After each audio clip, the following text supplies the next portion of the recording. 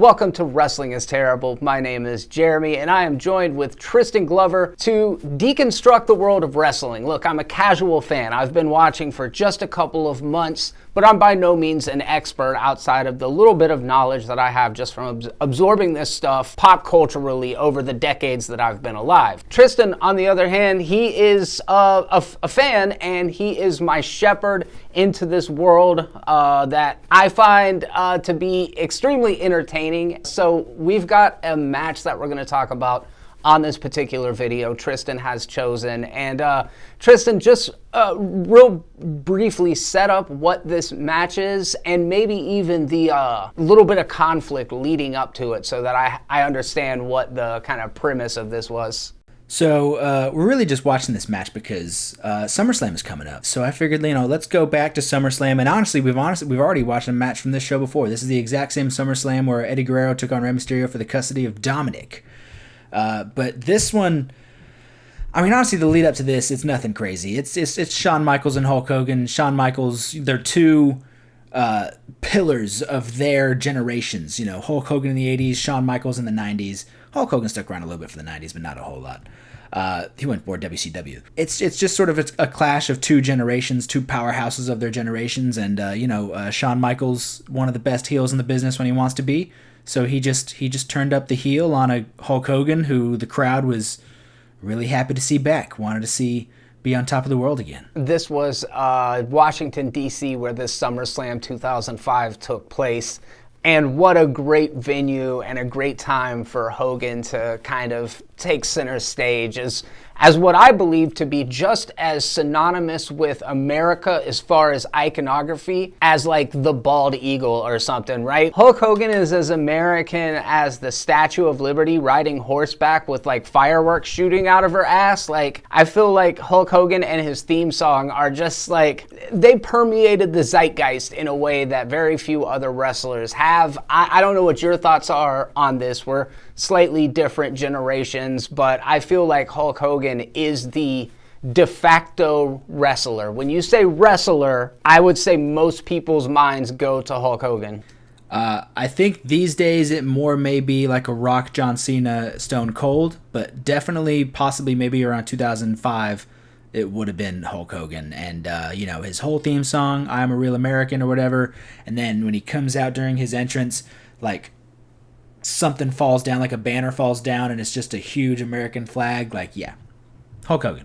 The dude's a superstar for a reason. I find him to be extremely watchable, but as this match started, I'm looking at Hogan in particular and being like, this guy is past his prime. This is a wrestler that at this point should hang it up, but then again, like, I paid for the Mike Tyson versus Roy Jones Jr. boxing match just like a year or two ago, so who am I to talk? I know that he was Attitude Era, as you said. He did stick around for a portion of the 1990s, even though he was clearly a icon of the 1980s. Had he been away for like the 7 years in between Hollywood Hogan and this SummerSlam? He had been gone long enough for people to miss him. He okay. He does this thing in the 80s, does this thing in the 90s.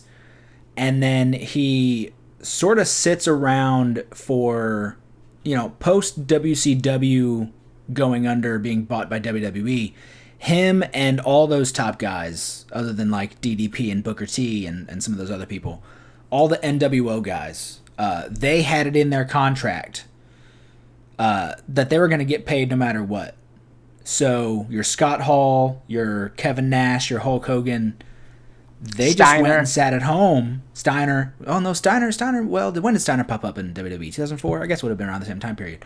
All those guys sat at home for about 3 years almost and just collected a paycheck.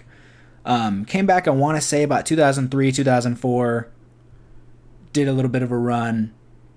And then screwed off for 6 to 8 months, enough for the crowd to miss him. And then comes back for a run with Shawn. I like the outsider perspective. I think that's what I can bring to this conversation is not being so affected by the discourse surrounding these things. So I watched the match this morning. I made sure to avoid doing any Googling about it, so that what I am coming to you with are directly notes that I took while I was watching this match. And as I mentioned, as they were coming out, I was just kind of thinking, Hogan's super iconic. I actually did right, unless it's maybe Roman Reigns or The Rock that ended up being the big wrestlers. Not even thinking about Cena, who's also a great point. But as this match started, it started occurring to me early on that, like, people who are pioneers of any sport eventually end up becoming like the has-beens. And you and I were doing trivia the other day where we were talking about wrestling finishers, and Hulk Hogan's leg drop came up as being kind of hack, a little bit of a hokey move. And the sport has just come such a long way, even since 2005. From what I understand, Shawn Michaels is definitely kind of like a revolutionary. Would you say that's fair? If anybody asked me, and I think you've even asked me before, and I didn't have the answer because it's always hard, but when I forget until I watch a Shawn Michaels match that Shawn Michaels is my favorite wrestler. I don't know if this is the first Shawn Michaels match that I've ever seen, but I haven't seen many, and I could not decide, Tristan, if he was just selling the hell out of every single move, or alternatively, if he was overselling the hell out of everything. Because there was every time Hogan made contact with him, he went like flying out of the ring. Mm-hmm. And there was a part where he like puts him on the corner of the turnbuckle and Hogan's kicking him, and it's like he's on a fucking trampoline, dude. He goes like 10 feet in the air, and I thought it was so funny. But is there more to this? You sound like you have a story about it. Before you give me some more notes on your thoughts on this, some backstory to this match. Hulk Hogan's here for this run, and originally the deal is it's going to be a trilogy. Hulk Hogan's going to win the second. Hulk Hogan's going to win the first. Shawn Michaels wins the second, and then Hulk Hogan comes around and wins the third. So it's, Shawn Michaels gets his win. Even if he loses the whole trilogy, he got a win. Hulk Hogan, being the king of backstage politics, something that Shawn Michaels was also the king of in the 90s. Shawn Michaels had his run of being a bit of a tyrant. But Hulk Hogan's the OG. Hulk Hogan's the one who's like, no, I'm not putting that guy over. I'm not putting that guy over. No, I'm winning this. I'm not losing to that guy. So that's the deal originally. Trilogy match. Hulk, then Shawn, then Hulk. Eventually, at some point, Hulk Hogan said, you know what? Just one match. It's fine. We're just doing one. And I'm winning, of course.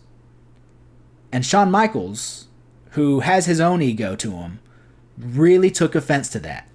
And he said, oh, you want to look like Superman? You want to look like the Hulk? You're Hulk Hogan. You want to look like the Hulk? I'll fucking make you look like the Hulk.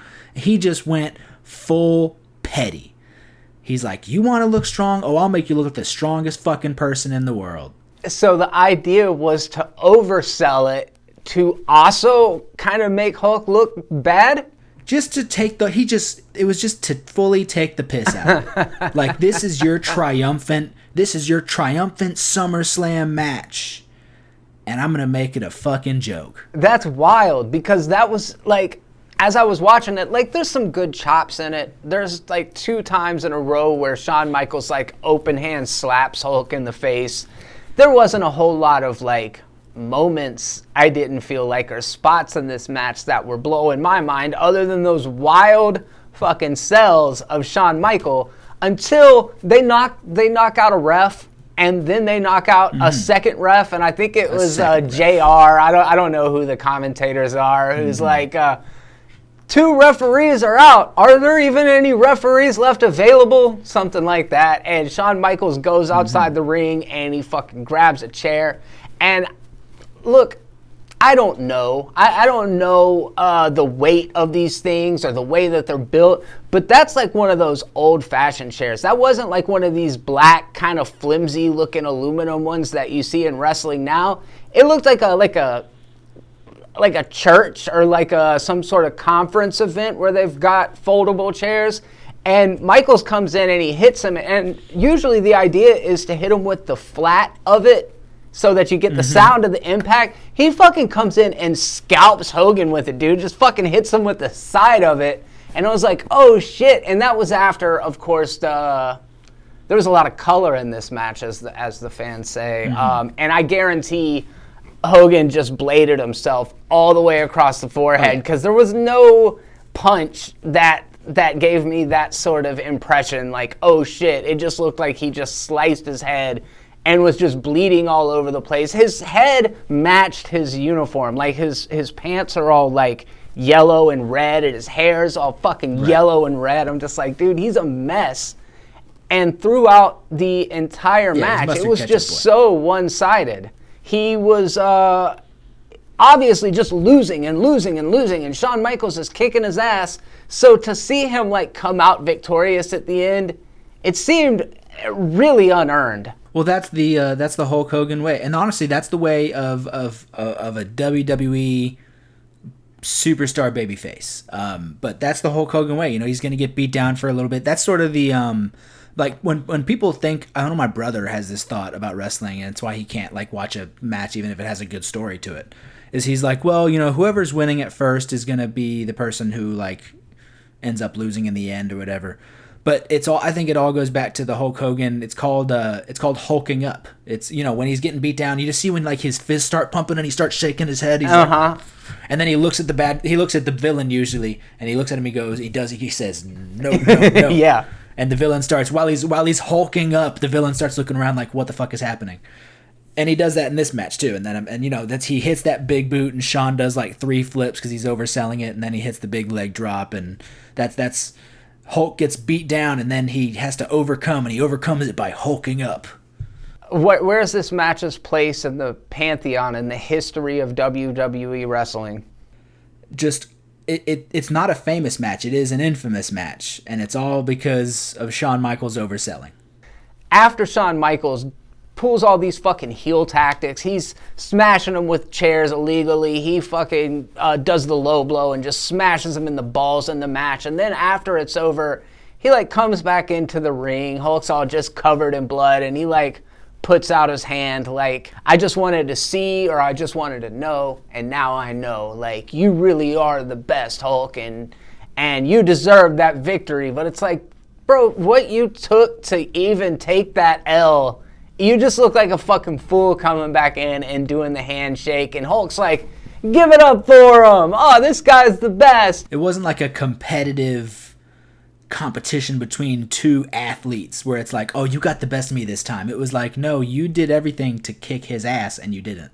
Exactly. That was kind of my big takeaway from the match, is it just seemed so one-sided. By any method he could possibly use, Shawn Michaels was gonna win that match.